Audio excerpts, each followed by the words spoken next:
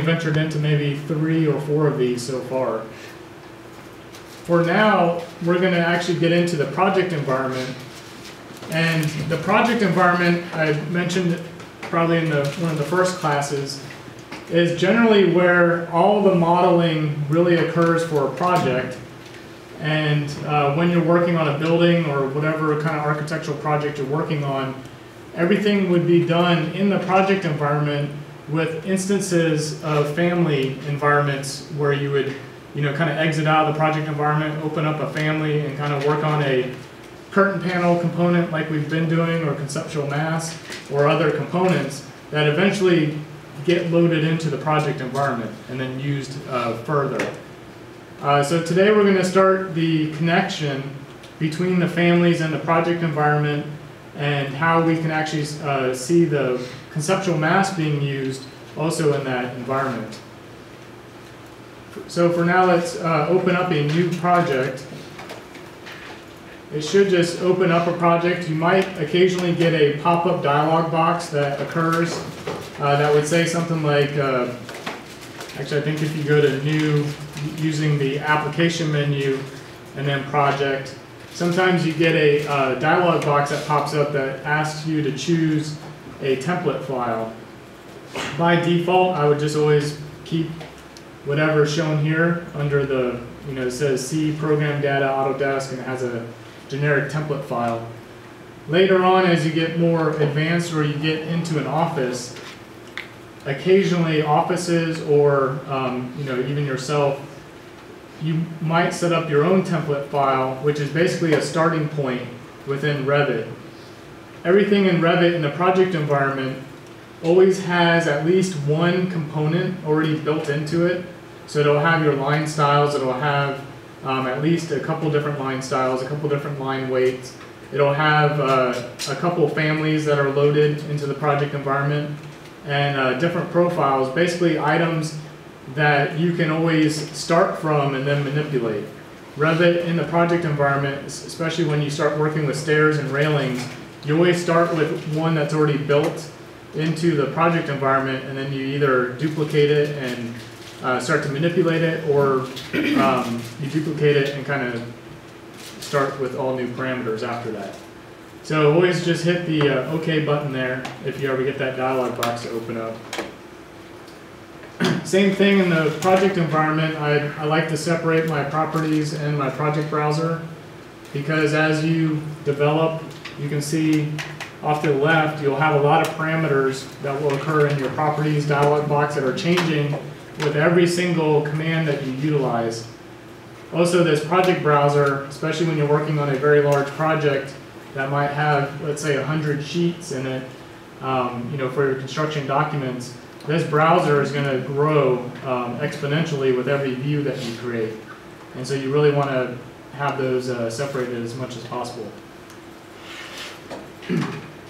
I'm not going to go over all these items at the moment. What I want you to look at is the insert section of the project environment.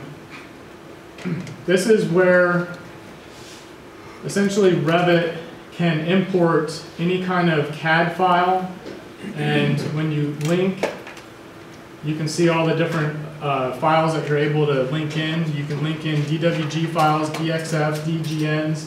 DGNs are microstation files, which is kind of a counterpart to AutoCAD that a lot of firms use. You have your SAT files, and then it has SketchUp files in there. Just keep in mind that when you import or link DWG or any of these formats, it's really bringing in the solid geometry, and it brings in the whole thing as one complete solid. So if you think you're going to bring in a single SketchUp model that you've been working on and then continue to develop it in Revit, it's not going to happen. And it's usually these files are all used, and it's the same thing with DWG files. These are all used as reference backgrounds or some sort of referenced model that you can associate things to or use as a building block to continue on with Revit. The components in Revit and other programs, because there's so many properties inherent within the makeup of a wall or windows or any kind of component that's within Revit, they don't translate or import information from CAD files without losing something or the workability of that object.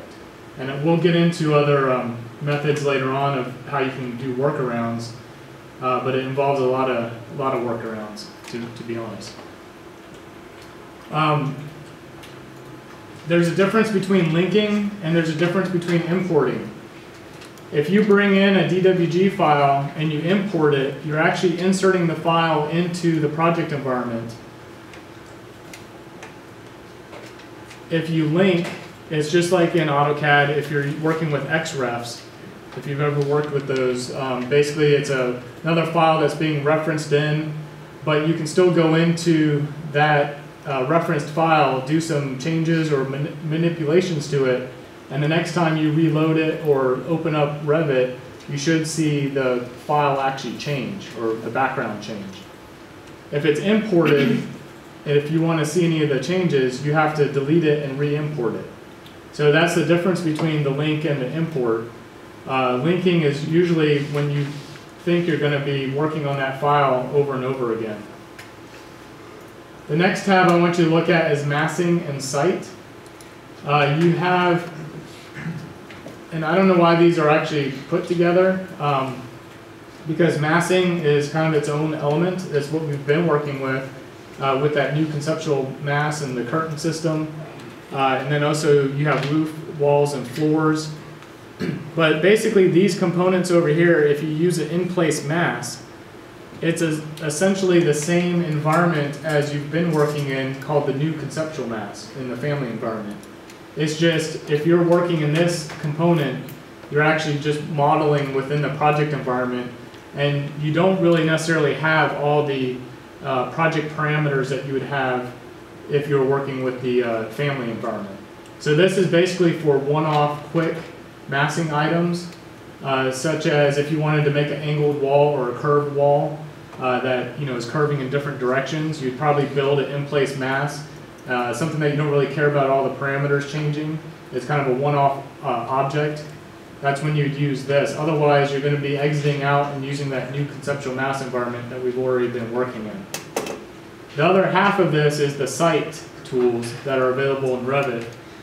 You have topo surface, site components, and then parking components and building pads, and then some other information off to the right.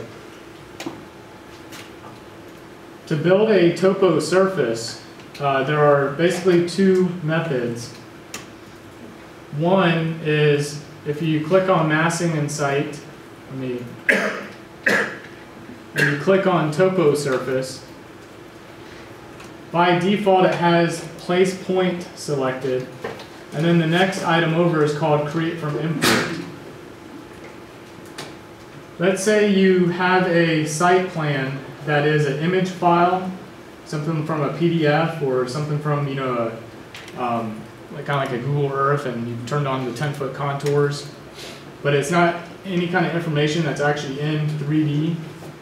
Kind of like a CAD file when you get something from a surveyor, you actually have the contours that are placed at the right elevation. If it's not in 3D, most likely you're going to have to trace the image. So you'd have to go back to insert and import a CAD, it could be a 2D CAD file, or whatever image you want to trace, you could place in this scene, and then you're actually using the modify and this place point tool to start to draw points that are at a specific elevation. So I would find a contour, let's say a 10-foot contour line, and I would type in 10 foot, and then you would start,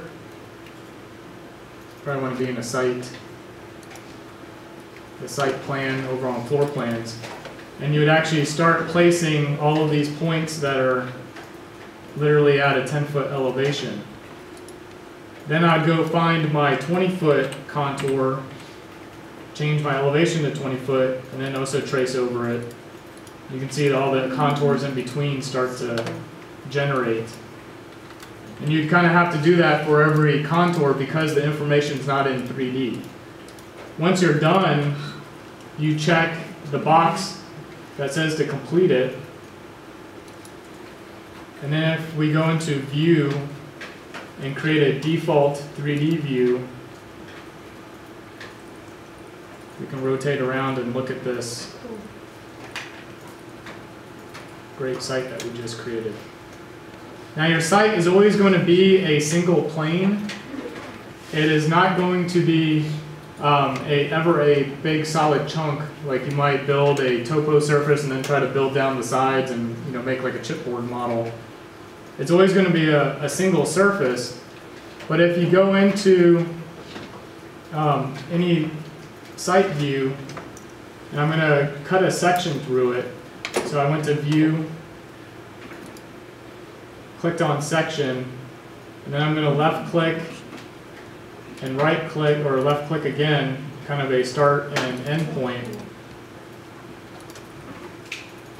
When I double click into that section, you will see that you get this, it's not really a great example at the moment, but you get a hatched in section. You can see the actual plane of the topo surface, and then it will always generate some sort of hatch depending on what the surface cut properties are of this, whatever material you apply to it.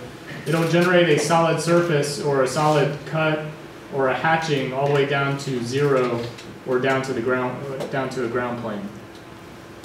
How did you get into that view? The section view? Yeah, I'm not going to dwell on that at the moment. Let's get something generated, and then I'm going to go back over how we deal with all these different views and section planes and so on. Click on your Modify tab. If you're in a sketch view, okay, everyone pay attention here. If you happen to be clicking around in all of your different toolbars and you can't select anything, it's because you have this green Modify Edit Surface tab still open, which means you never closed out of your surface. A lot of times in Revit you will switch into what's called a sketch view. So when you are in the topography surface, you have a cancel and you have a accept the changes that you've made to this particular element. Once you accept the changes, it exits out, and then you're able to go back through and start to select all your different components. I'm not going to worry about that for right now. We're going to cancel out of that, delete your component or the topography surface that we created. And in your site view, so in the project browser under floor plans, go to site. Basically the site floor plan, all it really is a default view that has a cut plane that's already set to something like 200 feet above 0. It's a view of kind of like an aerial shot looking down at your floor plan. That's all the site view really means. I'm going to change my scale because by default it's at 1 inch equals 20 feet. Down at the bottom you can change your scale, and I'm going to change it to something more like, let's just do 1/4 inch equals a foot. Everything in Revit is drawn at full scale. All that scale is doing is changing the scale of the annotations. So basically those elevation view tabs that are around the center point, you notice when you change the view, they got a lot smaller because at 1 inch equals 20 feet, it wants to always print them at a particular size, and that's all it's doing is changing all of that information. It's not actually physically changing any component in your model space. Now we're going to go back into Insert, and I want to import some survey data. So for instance, the EWG file that I've sent you would be something that you would probably get from a civil engineer or a surveyor during your project, working in an office. And if we want to actually generate a 3D topography surface that we can work with based on that information, we want to import that file into this environment. Whenever you link or import, and I'm going to click on import, you'll get this dialog box that pops up that says it wants you to search for the file. So go ahead and browse to wherever that file is located and only left click on it once. We're not going to open it quite yet. So find wherever you've stored your file, and then when you found it and you've selected it, look down at the very bottom. You have a set of information that's associated with how we're going to import this file into Revit. By default, the positioning is always set to auto center to center. I don't know why they do that, because in general you always want origin to origin. So click on that down arrow and then pick auto origin to origin.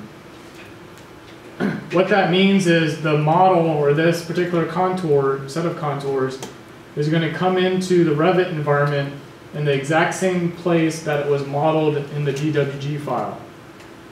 In general, whenever you're linking models together or any kind of DWG file, you want that origin to origin setup so that you can always export out of Revit and into the other reference, like the DWG file.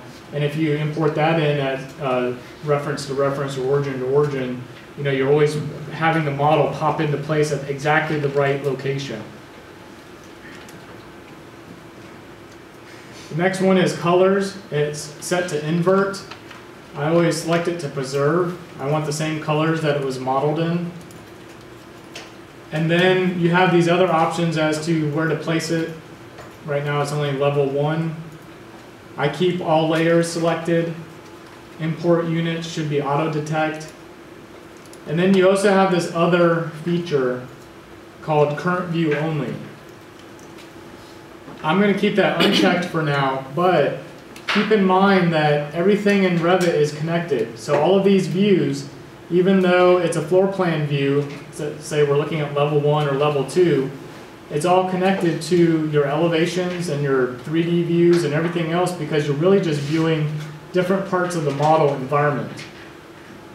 If this is unchecked and you import this file will now be viewed in every single view that's associated with the project browser. Sometimes, you might just want a temporary file to come in, let's say a floor plan view that you only want to be associated with the floor plan level 1. You don't want it to show up on a site plan. You don't want it to show up in your elevations. You don't want it to show up in 3D. That's when you'd use the current view only command. So go ahead and hit open. It might take a minute here to generate. Shouldn't take too long. And then you'll get this warning that says the import geometry, you may get this warning, is not visible in the view using the current settings. Don't worry about that, just hit close. That's basically saying that in this view, you can't see that element that you just imported origin to origin. The reason for that is most contours that are associated with UNC Charlotte and most of Charlotte are probably at a 500 foot or 600 foot above sea level elevation and some variation in between. And right now our view range for this site was only set to 200 feet. If you click into space, just any kind of white space, and then over to the left under view range, hit edit, change your top to unlimited, and then your cut plane to some number, like let's just pick 2,000 feet. And you can change your bottom and your view depth to unlimited as well.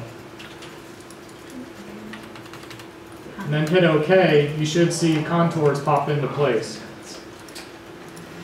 So everything's unlimited. Yeah, I did everything as unlimited except for the cut plane.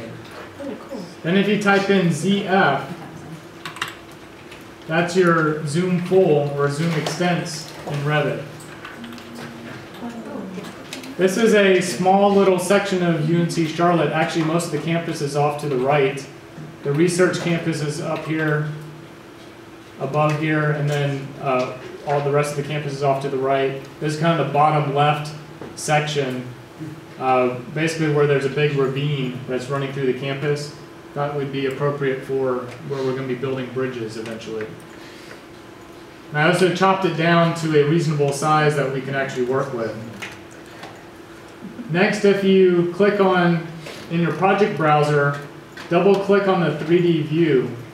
If you don't have a 3D view created, you need to go to View, 3D View, and then select Default 3D View. A lot of 3D views to go through. That will create this default 3D view that's in these brackets. Once you click into there, you may have to click or type in ZF again. And then your rotation and all your maneuverability of using the mouse is exactly the same as in the other family environment. Holding in shift and right mouse click lets you rotate. Clicking in the mouse scroll button allows you to pan back and forth. And of course you have your zooms. Zoom in and zoom out with the mouse. So what's nice about this file is that if you zoom in and kind of rotate around, you should be able to tell that these contours are actually at the correct, well, whether they're at the correct elevation, most likely they are. They're at least in a 3D format, meaning that from one level to the other, you can see that they're probably 1 foot intervals or 6 inch intervals, and they're not just in a flat plane. If you actually have this, when you import any kind of CAD file and you can verify that it's in 3D, we can now use the create topo surface. So go back to massing and site, click on topo surface, and this time instead of tracing and having to enter in each individual elevation by using the place point command, we can use the other method called create from import. And if you left click on it, it should give you 2 methods. One is select import instance and the other is specify a points file. Sometimes from some of your mapping websites or even your GPS websites or any kind of GPS information, sometimes you can get what's called a points file, which is a CSV Excel spreadsheet. That's literally documents the location of every single point and its elevation. It's kind of exactly like you would have done for creating your bridge. Remember, you created a point, you created an X, Y, and Z of that point and located it somewhere in space. There are points files out there for different locations around the globe that are basically just that. It's someone documented where a point is in the X, Y, and Z, but probably based on some kind of GPS information or lasers. A lot of the time laser surveyors will survey the land that way. And you can actually just bring in that CSV file and generate a topo surface that way as well.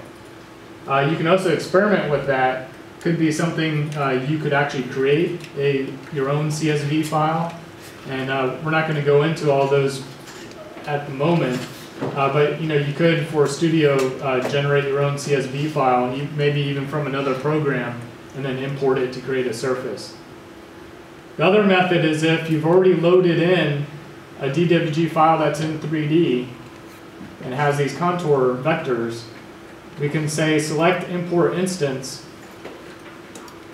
and then when you hover over your actual topography or your contours, you should see the box highlight.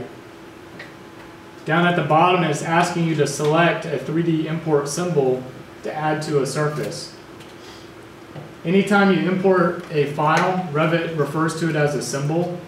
So if you ever see something that says symbol, or it's asking you to select a symbol, it's asking you to select a imported instance of a DWG file or whatever file format you brought in.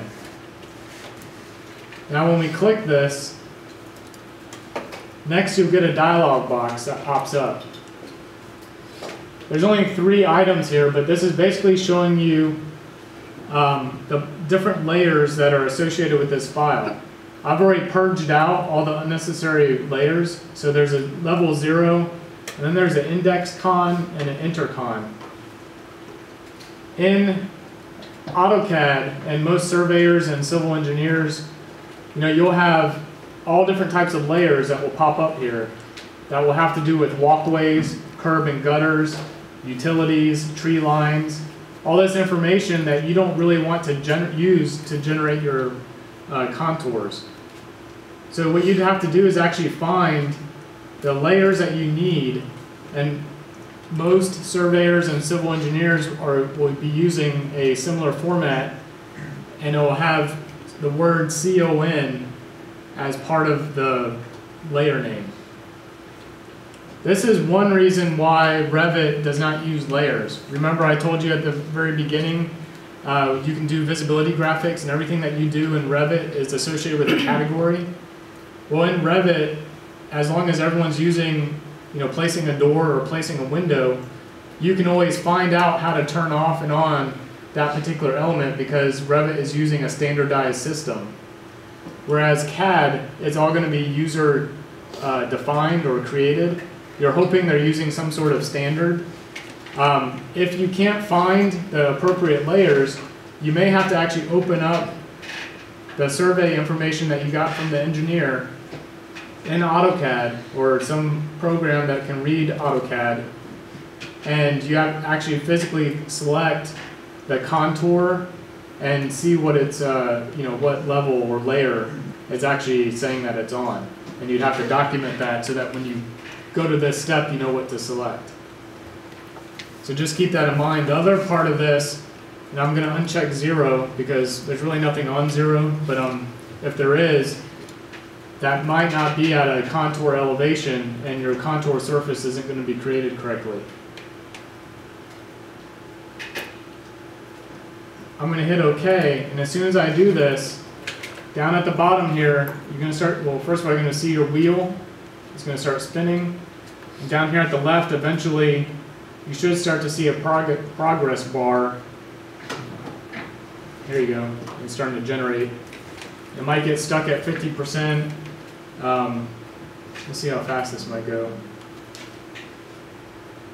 It'll get stuck there for a while because what it's doing is it's placing points exactly along every kink of the contour line of that vector file. And so for every zig and zag, it's putting an endpoint or some sort of intersection point along those contours at the correct elevation.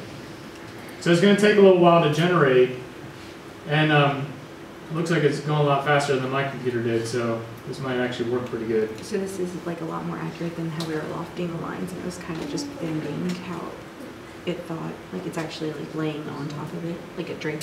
Yeah, so this is actually really doing kind of what you might be used to in Rhino, is actually kind of like draping all this point information on top of the contours that are associated with this DWG file.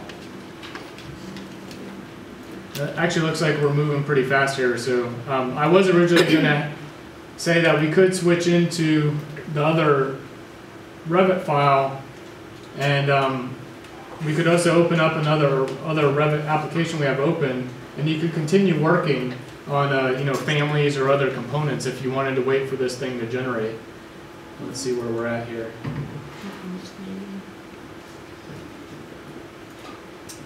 So I'm at 88%.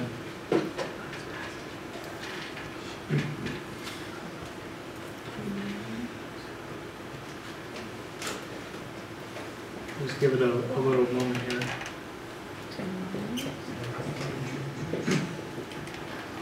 Now, obviously, the more contour information you have, the larger the contour map is, the longer this is going to generate. But this is basically doing all the work for you. It's not doing, this is making it in place of you having to go through and generate your own contour points and create this.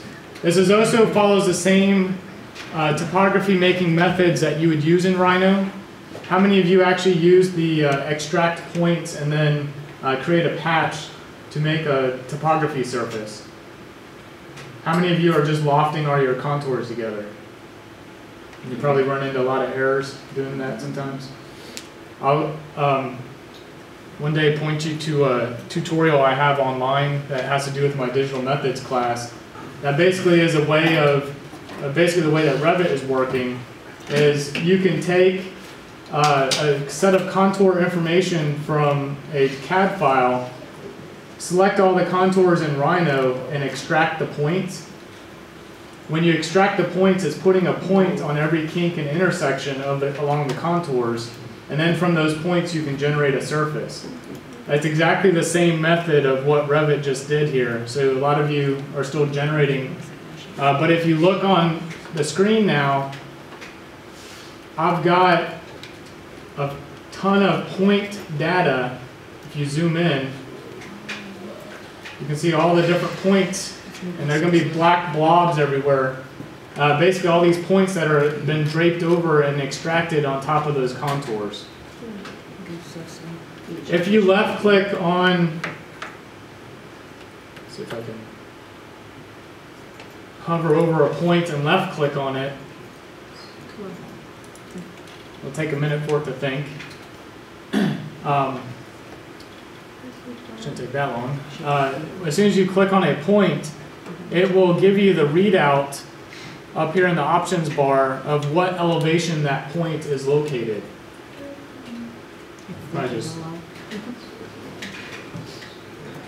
Selecting the point shouldn't really take that long.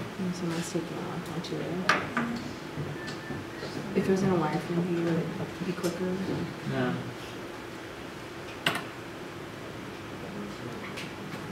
Yeah, maybe I shouldn't have selected the point.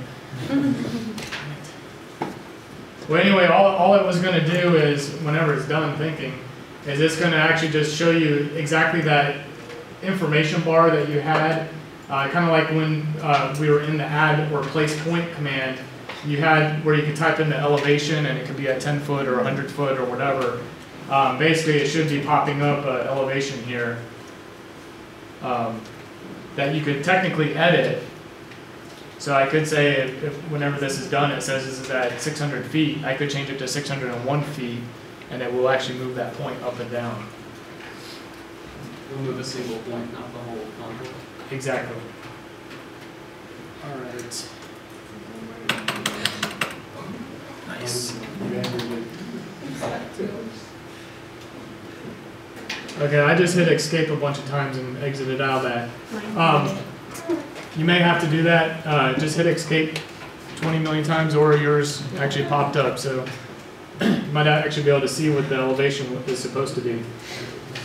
But really the point is we don't really need to know all that information because it was already part of 3D data. When we're done, we want to hit the checkbox and accept that we want all these points to be part of the surface.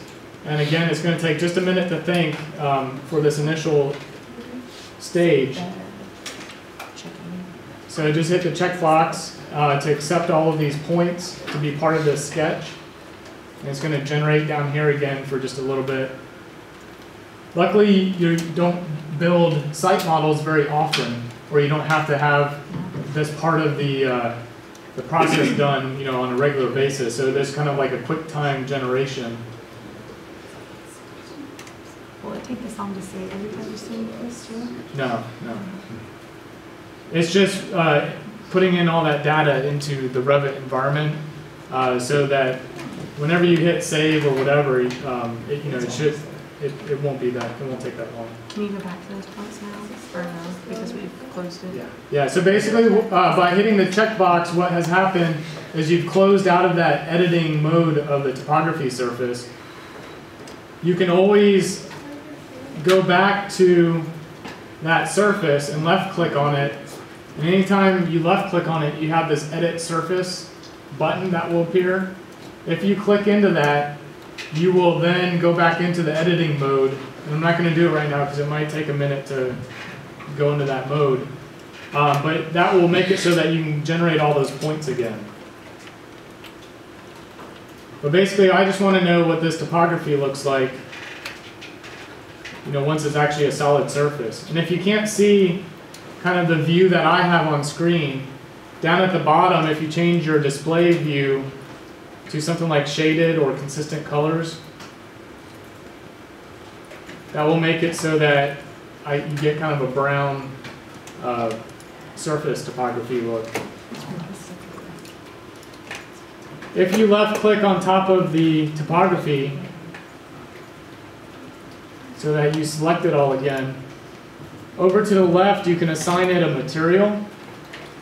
So right now, by default, there is no material. So if we click on that button, just like we were doing with the curtain panels, you'll get this material dialog box.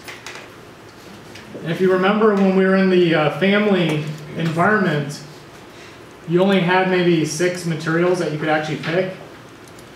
Now if you look at the list, you should see a whole array of different materials that are available. Because we're now in the project environment, it has a whole array of different materials like carpet, concrete, default materials, glazing, insulation, and all different metal panels and so forth. You can scroll down towards the bottom and you have some site materials. So we can pick something like site earth. And you'll notice that you have the graphics, you have the appearance. That's what it's going to look like when it's rendered. You have a shading color. That's what it's going to look like when you use the visual display options and shading.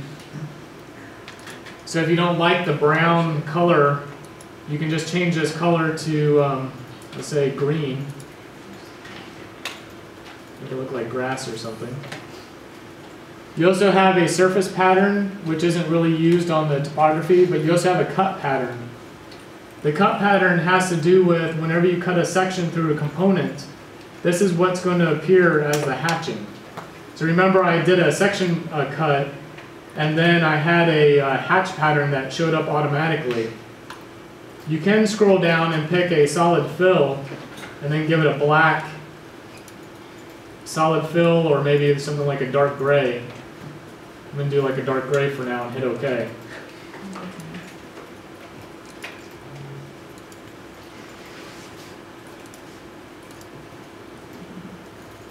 So now when I deselect my surface, you should see now that my shaded view has a green topography,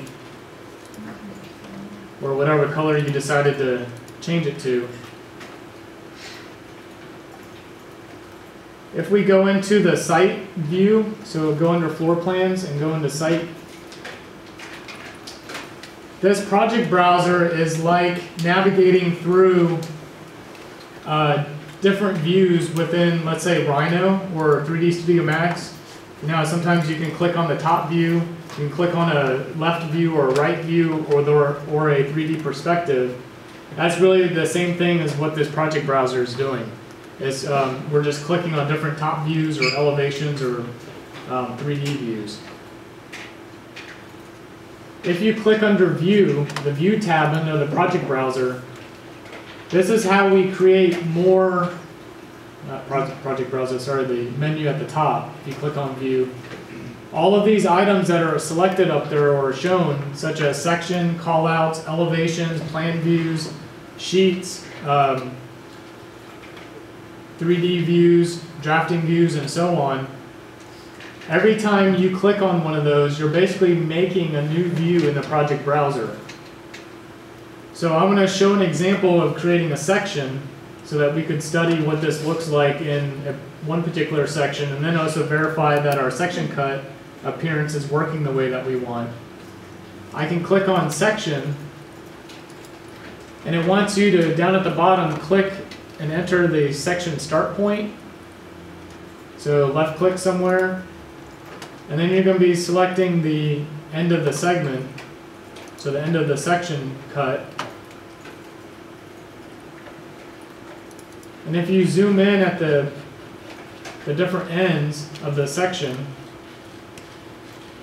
you should see a section arrow. If you don't see this, you might click on, you kind of have this circular, almost kind of like a recycling symbol. And if you cycle through, you can turn on the section arrowhead, you can make it a section tail, or have nothing. This is just annotation nomenclature of what would show up on a, when you print this particular view out, whenever you want to actually have a section cut show up, and this will eventually populate one day with the number of the section and the sheet number that it actually appears on. But the other thing in Revit is that any of these views that are in blue, so you can see you have these blue arrows that are associated with this section arrow, you can double left click on it, and that will take you into that particular view. Notice over here in the project browser, it also created a sections, section in the project browser, and you can expand it, and it should have highlighted section 1. So by default, it just names, this is the first section you created. You can right click on that and also rename it. So I could, if I don't want it to be called section 1, I could actually give it a name. I could call this maybe section through site, whatever you want. Whenever you rename it, it renames that view in the project browser. So it's something that you can find later on. So let's say you have 10 sections through the site. You might get more specific about your naming, and you might call it, section through lower campus, section through upper campus, or east-west section, or north-south section, or something like that. How can you see the, like in the section cut, you can see the lines behind it? So you can see the contour lines in the section cut because CAD files, by default, any kind of symbol is always going to appear on top or in the foreground or background of your view. In general, you would probably turn on your visibility graphics, so type in VG. And if you click on imported categories, you can see the file that you imported. The name is called UNC Plan Filtered. And we can uncheck that and hit apply. And it will take away any kind of CAD file that you actually brought in. So for every CAD file that you actually bring in, you can control in the visibility graphics. You could also turn on and off particular layers. So you could actually see in that visibility graphics under imported layers, I could just turn on index con or the intercons to view. Jared, which view did you have to be in to get the sections sort of show up under view? You need to be in a plan view or an elevation view. So if you're in a site plan, that's where I cut my section. Now also keep in mind that everything in Revit is connected. All of these views, because they're blue and you can double click on them, it'll take you into the section. If you don't want to see this section marker in this particular plan view, let's say you want to print this out, don't delete it. If you delete it, you're actually deleting that view from the project browser. So let's say you had that section and you put it on another piece of paper somewhere because you're going to print it out sometime later. If you delete that section marker, you're deleting that other drawing that you probably worked on.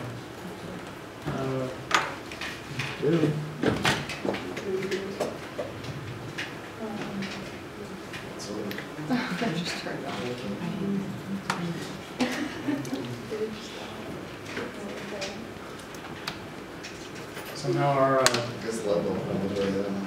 Usually one of those lights is green. I had it changed out like probably 3 weeks ago. Oh, really? Because when I first came in here, you usually get a warning that says it's about to turn off. I wonder if it like overheated. I haven't heard the fan going on it. It's kind of hot. It's really hot. My computer's burning up.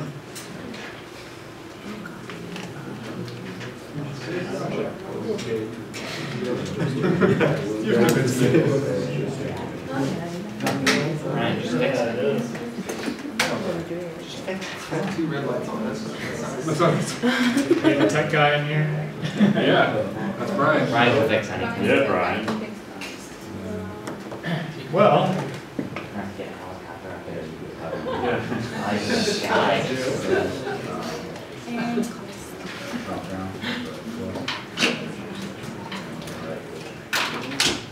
going to go over one more item and kind of cut tonight short, but maybe the projector was ahead of me.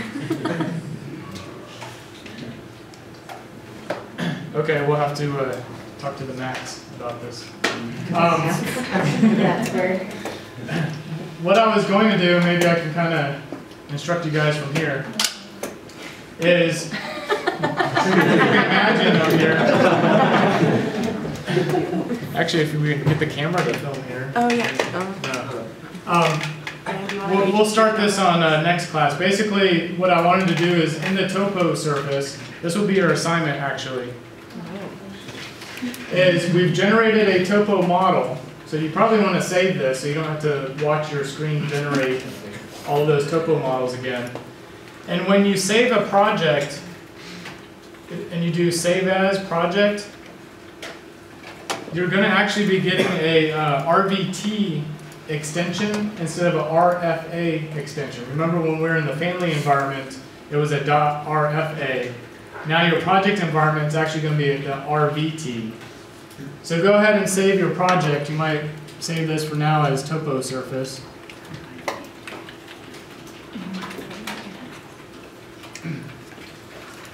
And then for your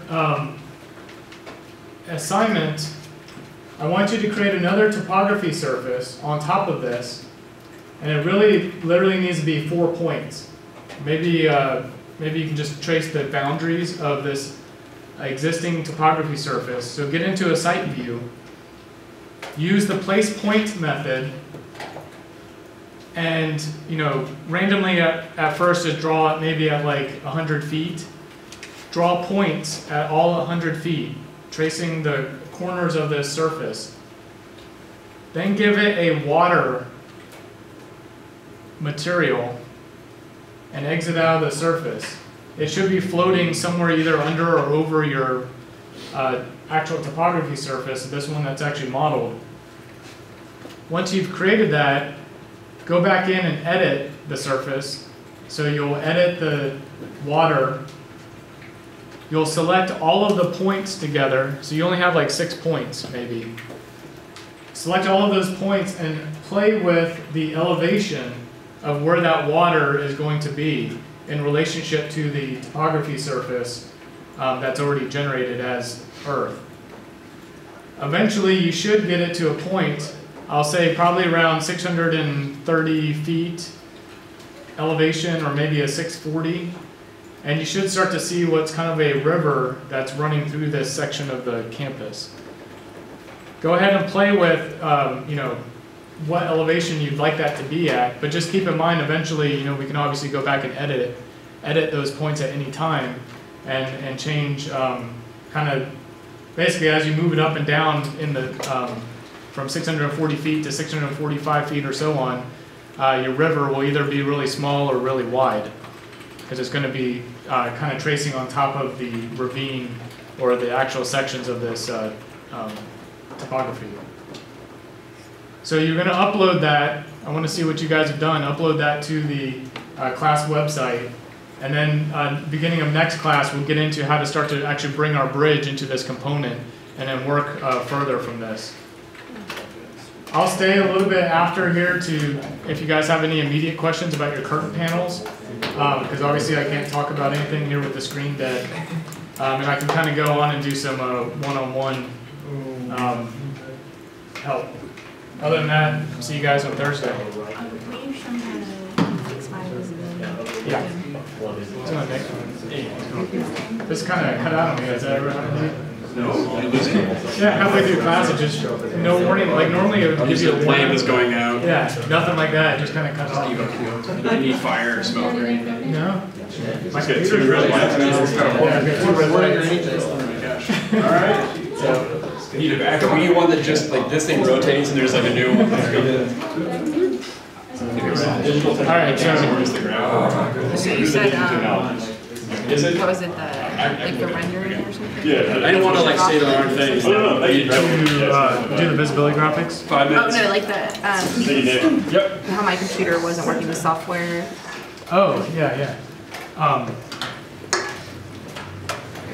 Have any of you had the issue when working on your own computers, where you get kind of an error message that pops up when you first start that talks about something about your graphics card, your video card not being compatible with Revit.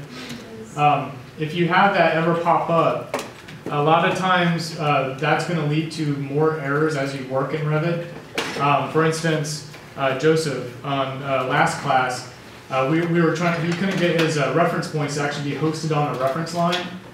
And it had to do with the fact that his graphics card wasn't quite compatible on his personal computer with Revit. And it was making it so that points weren't actually being hosted on the reference plane. Sometimes we've had this up at work, your screen might jump and actual objects move. So it's like really, really bizarre stuff. So if you see yourself running into some kind of errors or things are acting kind of quirky, like pieces are moving or you can't host items on a reference line or something like that, it's probably due to your graphics card. And the only thing I can say is, one is you can try to update your drivers. So you can go to the Autodesk website and they list all the drivers or the graphics cards that are compatible. Sometimes you have to downgrade your drivers to a tested version. We had to do that in our office the other day for one computer. The other thing you could always try without having to deal with drivers and having to get into that whole mess is in your applications menu, so the menu off to the top left where you can do the open and close and pick your options. If you click on options, there's a graphics tab and there's a graphics mode called use hardware acceleration. By default that is checked. If you uncheck that, most of the times, probably like 80% of the times, that will solve a lot of your graphics issues that you might be having or kind of error messages that you might be getting. So that's basically where I would start with that. Anyone need kind of any immediate help, or other than that, you guys can go. Are you going to go over with us how to fix, like, since most of us were using hexagons, are we going to go over that in another class? Yeah, I think I'm gonna have another class session where we dive into. I got to study what you guys are trying to do, and we'll dive into some. Try to cover a lot of the different problem issues that a lot of people are having. Okay. So, yeah.